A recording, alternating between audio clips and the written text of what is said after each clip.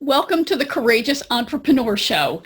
This is the show that shares information and inspiration to help you break free from self-doubt, limiting beliefs, and disempowering patterns and break through to create the thriving, successful business you dream of and deserve.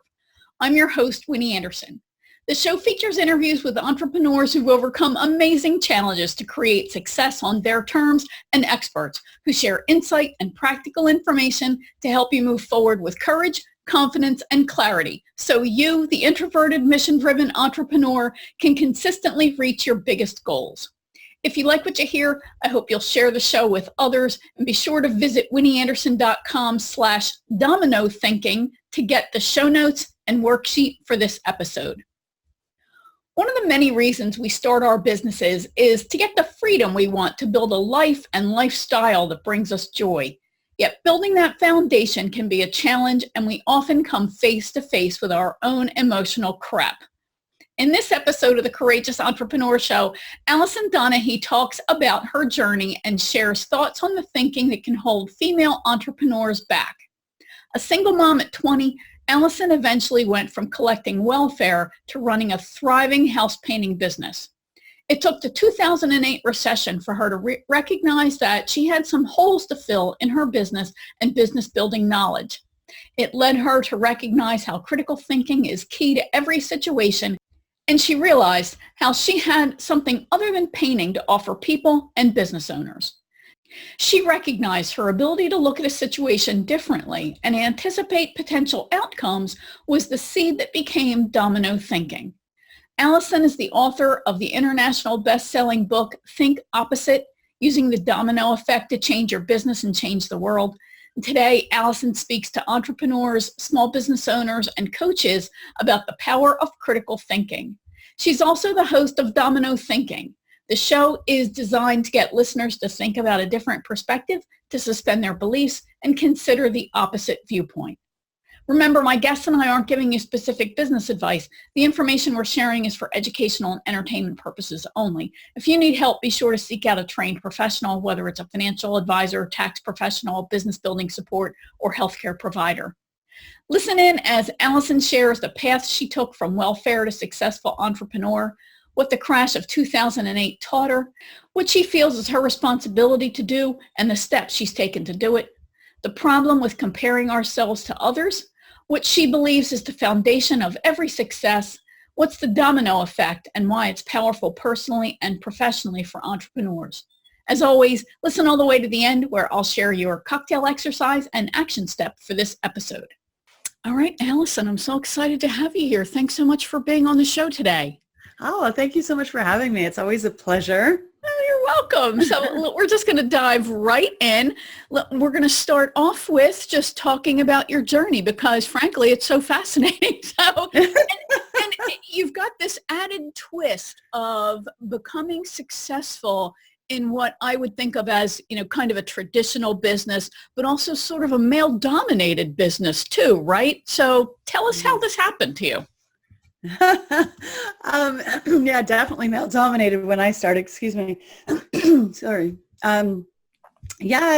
I was a single mom. I was on welfare, and I was working dead end jobs. I couldn't make anything work. And so I thought, well, in order for me to get beyond these traditional minimum wage type jobs, I better go back to university or go to university. So I started in criminology and I worked at a halfway house, but I worked 3 jobs. I went to school full time, single mom.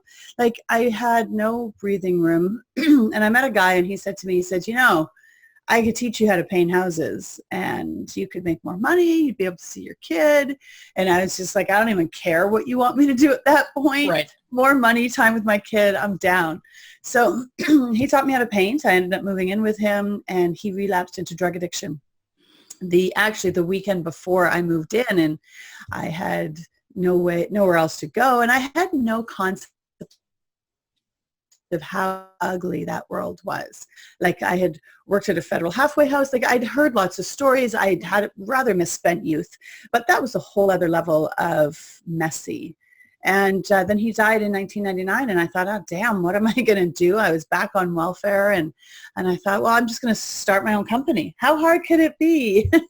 So I started it, and, it didn't take long to get off welfare because, well, you get no money on welfare.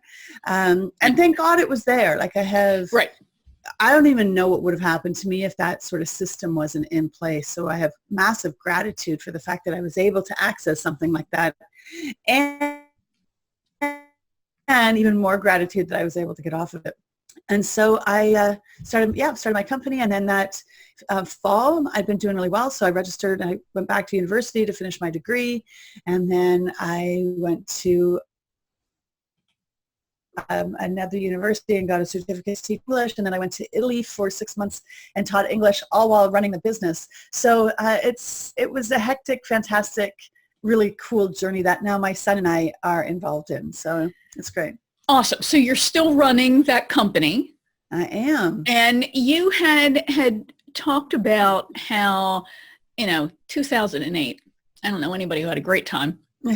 Big financial crash, right? It's why ultimately my husband had to get a job and relocated 500 miles away. So we had to move 500 miles away from our friends and family. We all do the things that we need to do, right? Yeah. So, but you talk about how you actually really began to learn about business at that point, which is interesting because how long had you been running your business by then? 8-9 years. Okay, so yeah. Can you talk a little bit about that? Why were you suddenly, at the worst time possible, forced to learn about the business end of things? What do you mean by that?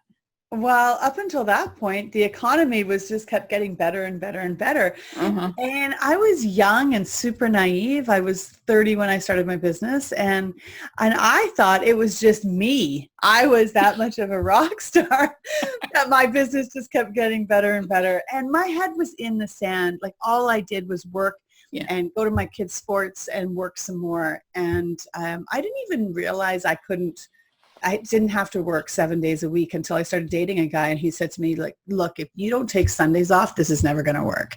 Well, I took Sundays off. It didn't work. And, but I learned a little bit about balance through that. But so when the crash hit, I was like, oh my God, I'm not doing anything different. How come I'm failing at this? Right. And then it was like, my success had very little to do with me and more to do with the economy. And that was humbling. And then I thought, okay, if I want to make this last, I have to plug up all of these holes in my business. I have to restructure the foundation of it if I'm going to survive. Yeah. And I was really fortunate because I don't carry debt. I try to carry as little as possible.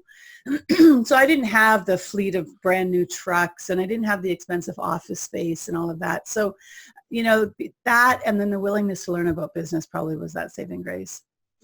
Okay. So really about managing your money, managing expenses, recognizing that you have to have other people who help you. You can't do it all. You can't run the business and do the doing at the same time, right? Yeah. And up at that point, I'd had 18 staff, right? So I was pretty good at delegating. Good. But I was also good at, I'll do that tomorrow. Keeping track of records. And I still had a really good system. I still had a really great accountant, but I wasn't really understanding what my profit margin was, or my return on investments, or was what I was paying my staff actually viable in running my business? Can I pay them more? I actually ended up giving out raises during that recession because the staff that I had at that time were great, and I didn't want to lose them. As it turned out, I ended up going right down to a bare crew and lost a lot of them anyway. But, it's that tightening the belt. It's seeing it's not taking the business for granted. Like I see my business as a gift. It was a gift that got me off welfare. It's a gift that allowed me to design and build my own home. It was a gift that's allowed me to travel. And so in a weird sort of way, I owe it better attention. So that was what 2008 really brought about for me. Wow, that's really powerful. And, I also think about the powerful impact that you're making on the community. I mean, when you have employees, and these were legitimate employees, you're actually paying them a salary or a wage. It's not their contractors. When you make that kind of commitment to someone, that is a powerful relationship. And the money that you're then paying them ripples out into the community and magnifies that impact of just your business. Yeah. So yeah, it's a tremendous responsibility and a tremendous gift that you're giving other people throughout the way those dollars ripple out and expand. So yeah, that's really powerful. Yeah. Well, and I think it's my responsibility as a business owner to improve the world. Like I wrote a book, Think Opposite, Using the Domino Effect to Change the Business, Change Your World, because I truly believe that as a small, medium business, we can turn our ship pretty quick. So if we need to make this, it's much more difficult, I think, for Apple or Walmart or something to accommodate change quickly. But as a small, medium business, we can see a problem, we can fill that problem, and we can move on and leave things better. And I think it is such an important responsibility and honor to be able to have that impact. I remember one time I was at a gas station, and I'd only been in business maybe like 3 years, and I'm at a gas station. I've got this crappy old van. It's like all rusted out, and I'm pumping gas, and I've got my bandana on. I got paint on me, and I'm tired. It's the end of the day, and I'm like just so worn out. And this beautiful woman pulls up in this like sporty car, and she gets out, and she's all decked out in her nails and her hair, and I'm just like feeling ugly and frumpy next to her. And I'm totally doing this comparing insides to outsides, and I hadn't felt attractive in years because it's hard in a bandana and paint. And then and I looked at her and I thought, whatever you're up to, this is fantastic. And I thought, I employ people. I contribute to the world in a way that matters. Not that she wasn't, but it was this like coming to Christ moment where I was like, damn, I'm doing something really good here. Yeah. And then she walked by and she said to me, she looked, pointed at the side of my van, and she said, hey, good job, go you. And I just thought, what a beautiful experience, because women were not always like that with each other. And so it was probably one of those moments in my business that was really pivotal to me, pumping gas. Yeah, that's so powerful in so many ways. So first is this issue of comparing. Mm-hmm. I was just talking about that last week, and I can really go off on it for quite a while. I won't, but comparing is one of the first things that we learn as children, mm-hmm. right? We learn hot, cold. We learn big, little. We learn over, under, all that kind of basic stuff as we learn language and we learn to navigate the world. And that issue of learning comparisons and learning that we're different from other people, and that, usually as a kid, it's something you can't do, right? That your sibling can, or a playmate who's older can, even your parents, they're bigger and older than you, but you don't really understand why they can do things and you can't. And I think that lesson of comparison really scars us sometimes as we age and into teen years and beyond, and it can curse us as well as we look at other people and say, like you were just saying with this woman, oh, she looks so beautiful on here, I'm a schlub, but she's actually admiring you and cheering you on, right? So I think that we can really let that issue of comparing ourselves to others hold us back and depress us almost. Yeah. Yeah. Well, and I think it's all ties into our worthiness. So with my other business, I talk a lot about worthiness. And I think when I was standing at that pump, I wasn't feeling worthy. And then I looked at somebody who in my head was more worthy. And then I had to reflect back on that and go, hang on a second, I do have value here. I do have worth. And I fully believe that we are all miracles. We are, I always say to people, like this little tiny sperm finds this little tiny egg under really bizarre circumstances and made you. They didn't make somebody else. They made you, which makes you a miracle. Yeah. And then we get into the world, and through comparison and being told things, we start to think we're not worthy. And it takes a long time to get back to that. But I believe that that is the foundation of everything. I seriously was not able to look at her in a kind way until I had that revelation, like, oh, I matter too. Yeah. And then once I had that, I could smile at her and say hi. But until I had that, I was just jealous.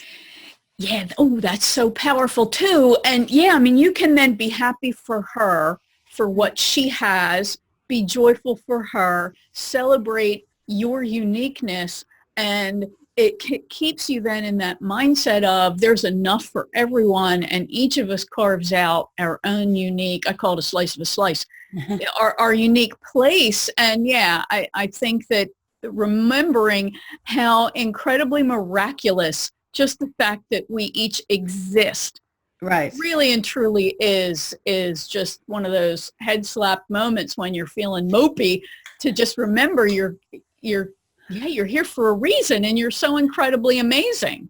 Yeah. Awesome. Yeah. So let's talk a little bit about this other business that you have, and this concept of the domino effect. First of all, you have an expert title, right? And you refer to yourself as a cause and effect strategist. So can you explain that a little bit? What do you do as a cause and effect strategist? I work with people understanding if we make this choice, what are the outcomes of it? I think we get so busy and so inside of our own forest that we can't see the trees. And so this helps with a different perspective of being able to say, these are our choices. This one will go here, this one will go here, this one will go there. But where do I actually go? And too often we're just in reaction mode because we're busy. Like, it's not our fault. The world demands so much. And of course we participate, we co-create, we allow that. But we still, there's always this up-leveling. There's more. Years ago I wrote this book called The Ingenuity Gap. And it's by Thomas Homer Dixon, and it was probably one of the only books I ended up fully reading at university. But it was talking about, even back then, before email or anything, that it used to be we'd have to walk down the street and knock on our neighbor's door. Right. And now, and through his, he talked about, we get faxes, we're on hold. While we're on hold, we have other calls coming through on our call waiting. Now we're getting emails. He talked about pagers, I think, as well, because that was such a thing back then. And so there's all of this. Now we have messages coming through Facebook, all of that. And so we're busy. So to take that time to contemplate, this decision here takes us there. We just don't have that time. Yeah. Yeah, you're right. And there's so many demands on our attention and on our time as we try to build whatever we're trying to build, that it can create this mixture of, I had a boss who's called a gumbo of, I can't miss out, the fear of missing out, right? So you're constantly chasing the next piece of information and the next this, and before you know it, I could spend all day, every day, just doing nothing but read, because there's this constant influx of information. And I think that it can be an easy way to hide and avoid looking at some of those tough things that you were talking about, right? Looking at your numbers, looking at that I'm not doing the things I need to do. Yeah. Well, and we just fall into an echo chamber at that point, right? Right. So everyone around me is doing a click funnel. I better do a click funnel, right? And maybe you should and maybe you shouldn't. But if you actually haven't considered your use of time on that, then you definitely shouldn't, because we're just so quick to jump into these new things because it's, okay, I got to do this, I got to do this, I got to do this in order for me to launch. And, when I had a client who was a hairdresser, and she just couldn't get her feet under her. But she's answering her own phone. She's booking her own appointments. Right. She's washing her own client's hair. So and while she's washing their hair, the phone is ringing or somebody's walking in needing to buy something. And so she said, but I don't even have time to train somebody. So I have no choice but to do it all myself. And that's the reality in so many lives. We don't have the time to take the steps that's actually going to give us time. Right. Mm-hmm. Yeah. Yeah. It reminds me, and that's a perfect example. It reminds me of both the E-Myth Revisited by Michael Gerber, that classic business book. And I had done an interview with Mike Michalowicz, who is the author of the classic Toilet Paper Entrepreneur, Pumpkin Plan, Profit First, so many great classics of business. And he said that you've got to get help.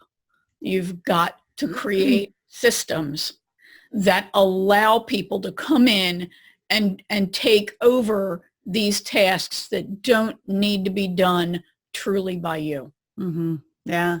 But it is scary though. And I think that's what people don't talk about a lot is if I am going to farm out something to you, I have to trust you. And I don't know you because we just met and we had a 10-minute interview and I'm hoping I'm going to be able to trust you with my life. And I know that sounds really dramatic, but when we raise a business, it becomes like my life is tied to my business, whether I travel or not, whether I, buy another property or whatever it is that I do. The health of my business determines the freedom of my choices. And so we think sometimes it's just easy, like just get help. But it's not that easy. It's important and it's mandatory if you're going to grow, but it's hard and it's scary. Yeah, it is. And I'm a former recruiter, so I really know how scary it is. And we used to talk about how we had a formula that we would use as a benchmark to follow, statistics that we would use as a rule of thumb, that we needed to interview an average of 7 applicants for every single opening. And while that temptation is so powerful to just take somebody's pulse and get them, throw them on the job and pray that they'll survive, you can't do that. And hiring somebody is probably, after I'm going to open a business, the most important decision that you'll ever make because of the relationship and because they are now representing you and they have such a powerful impact on the overall profitability of your business. Yeah. They are the business to your customers. Totally are. They're representing your baby. And I think we don't think an awful lot about that role we need to fill. And so there are some situations where we want somebody maybe just like us in a role. But in other situations, we want somebody who is nothing like us. Right. Like my assistant is nothing like me, and it is fantastic. But I've been making the mistake over the years to hire assistants I liked because my thinking was I am going to be with this person day in and day out. I need to like them. I need to want to hang out with them. And I love, love, love my assistant, but I never would have suspected it would have been such an amazing connection that we have. Yeah. Because I didn't lead with, do I like her best first? I led with, is she the best person for the job? Yeah. And wow, that is so powerful as well, because yes, you have to be able to tolerate them. I mean, if you can't put up with them, you're not going to be able to survive very long working with them. However, we almost need somebody we do need somebody who complements us, right? Who has those missing pieces that we need, who has a personality that we can work with. But I'm not going to hang out with them. I'm not going to the movies with them. They're not my best friend. That's somebody different. And there has to be those boundaries to a degree as well. So really important. If I have somebody that's like walking into my storefront and people are accustomed to getting me, then I want somebody a bit more like me, right? Yeah. So it's sort of assessing, what do I need and why do I need it? Yeah, and it's that there's a person for every role, and finding that right fit. That's what recruitment is really all about, finding the right person for that right role. And they're going to be more joyful in doing the work because they fit right in. It leverages their gifts. They love it. They do it. So nobody wakes up and thinks, I want to really suck today. Who does that? Nobody. Nobody does I that. sure hope not. Nobody does that. Everybody wakes up and thinks, I want to give it my best. I really want to shine today. And we have to let them do that by letting them leverage their great gifts as well. Yeah, I can go on for days about that whole thing.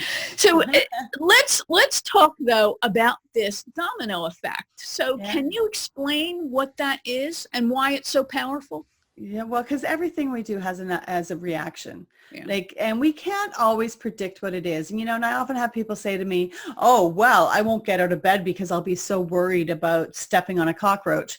Well, okay. And then that could lead to a nuclear war. I get it. But we do have to, whenever possible, I think, consider where our choices are leading us, because we are co-creating this life. I'm creating this movement called My Part. And it's this important thing about stepping into understanding that you're co-creating things. And when you do that, you're accepting accountability for the choices you make. And when you set accountability for the choices that you make, you increase your worthiness and your relationship with your own self-worth. And so I think that domino effect is a huge player in how quickly we can get to our worthiness and move from victim state to freedom state. Because if we start thinking about where is this going to take me, then we're going to just get there faster. Yeah, I agree. And especially as an entrepreneur, I know there can be times when it can feel like, everything you step on is a landmine. But really, yeah, you are the agent that is what's in common with all of these things. And at some point, as uncomfortable as it can be, we have to look in the mirror and go, all right, what am I doing that's creating this or supporting it or keeping it going? It's not what I want. How do I stop this? So do you have any tips that you can share with when you come to that realization? What helps you recognize that, okay, I really am co-creating this and I need to stop that and create something new?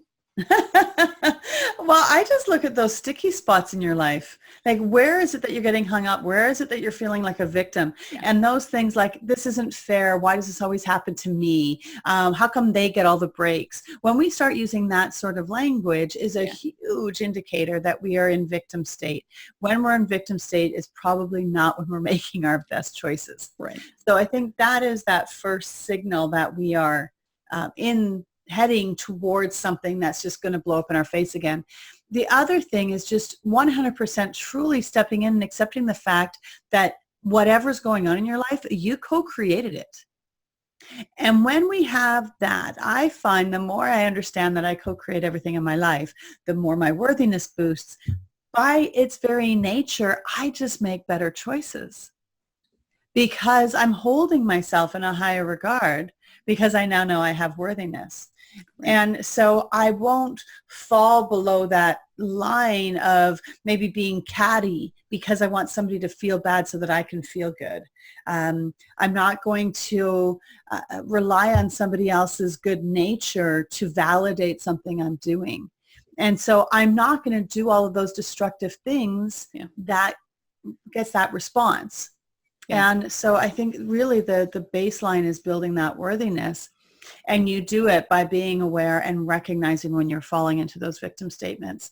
And the sooner you do that, then the sooner you get to move into this freedom state, which is a much better place to live. It is. And you're right. It is so much more empowering, I think, even when you're looking at something that you don't want. Recognizing that you did contribute to this in some way and saying, all right, well, what the heck do I want? And what am I going to do to take action to get out of it and where I am now and get to that place where I am happier and where I have what I want? I just think that that's so much more freeing than feeling like a pawn, which I know, especially in corporate life, it could be so easy to feel like because there was a certain level of powerlessness that you could feel because things somehow seem so arbitrary in their decision making. And things up there impact you and you have no idea when they're potentially coming.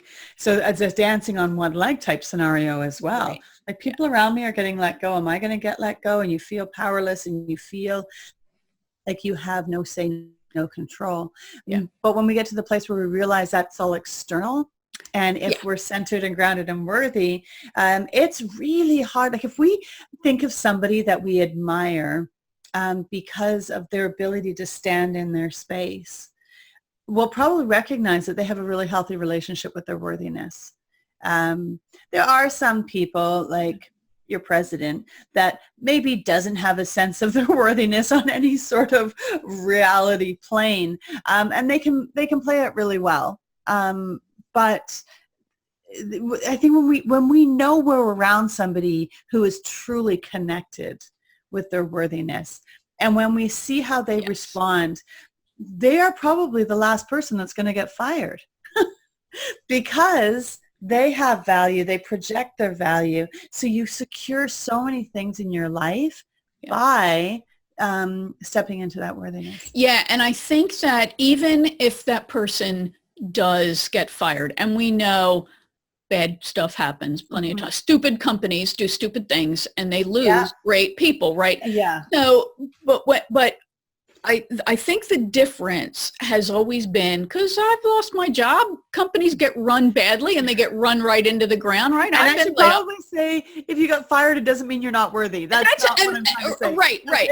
And that's where I'm going, because I think when you're able to say, well, it's their loss, and you're able to, and I'm not saying also don't shed a tear, because there are times when I've loved my job so much and lost it that yes, I boo-hooed. It was sad. I loved this job. I love the company.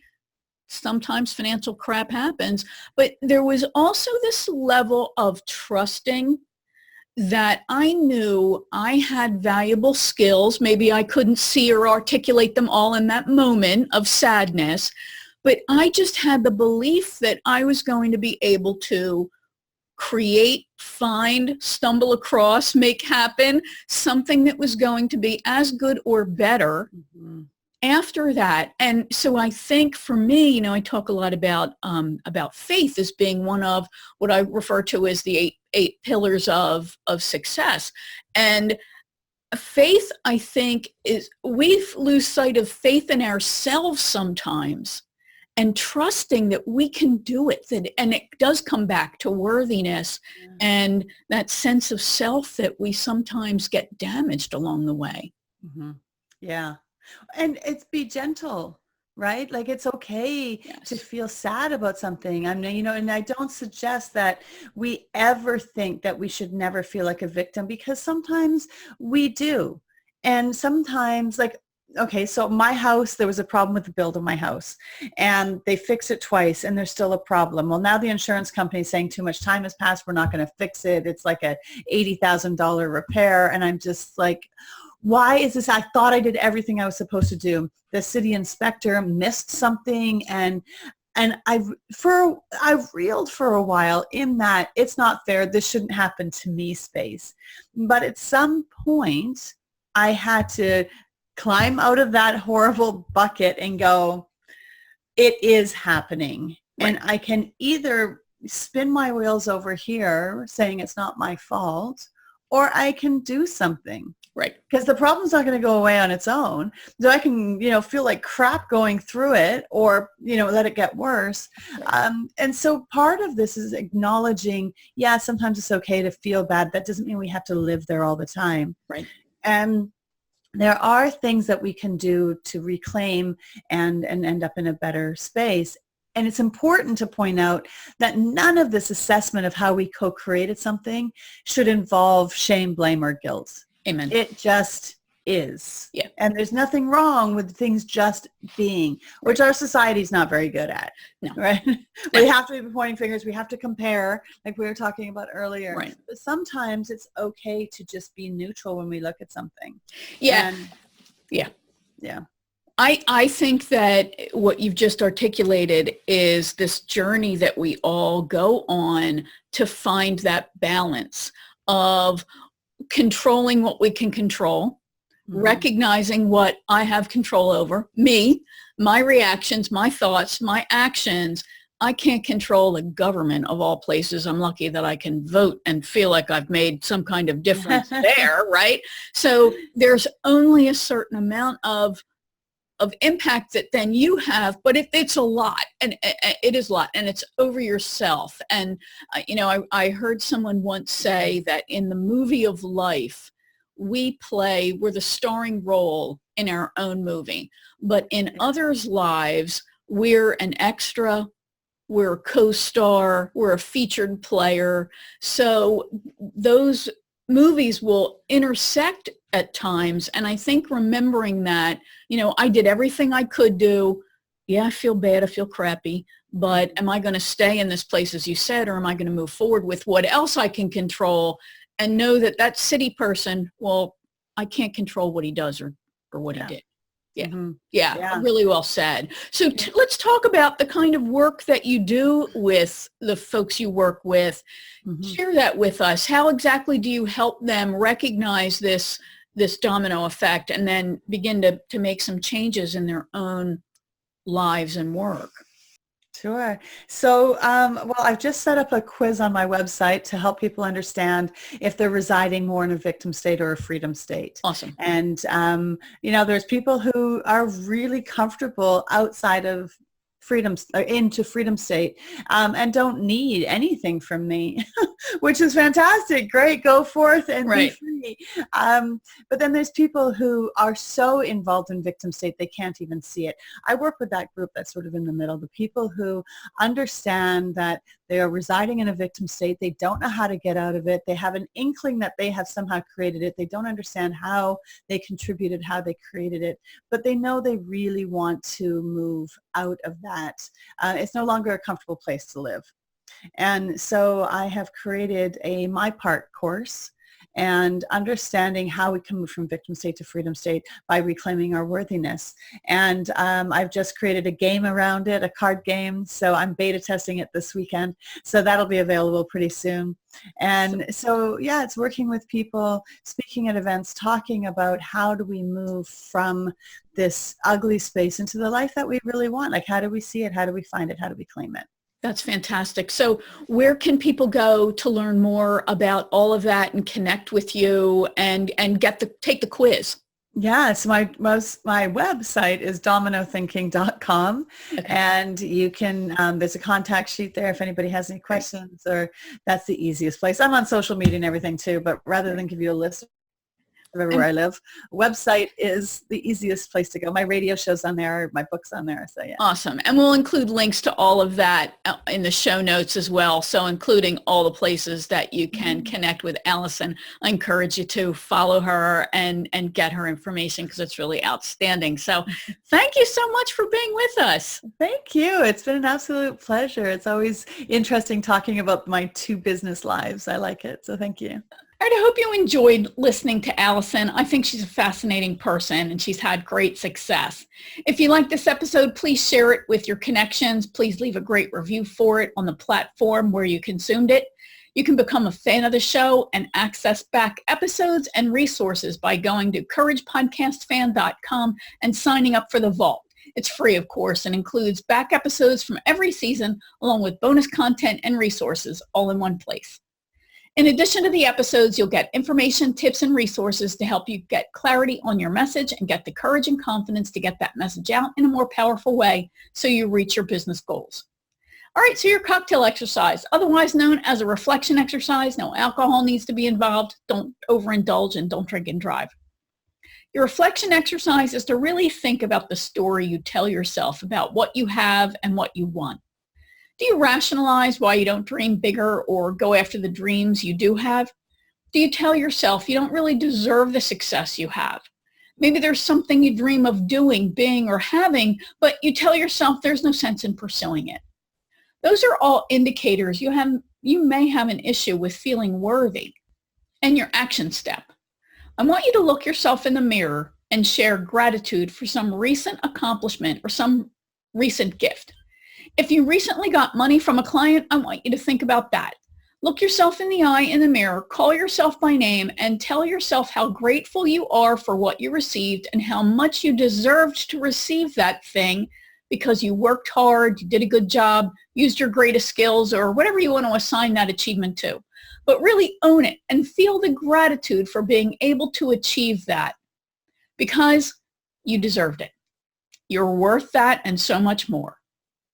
If you like this episode, please share it with others in your community. And remember, you can become a fan of the show and get access to the vault, which has all the back episodes in both audio and video format, as well as bonus material. You can find that at couragepodcastfan.com. In addition to the episodes, you'll get information, tips, and resources to help you come out of hiding, get your message out in a more powerful way, and achieve your business goals so you can profit from your expertise. And if you're an introverted solo professional or someone with introverted leanings and you'd like to hang out with an online community of like-minded and like-personality professionals, then head over to winnieanderson.com/join the group and join my Courageous Success community on Facebook. It's for introverted, mission-driven entrepreneurs. It's where I share tips and strategies to help you achieve the success you dream of and deserve in alignment with your beliefs, values, and personality. Thanks for listening, and remember, you deserve all the success you dream of.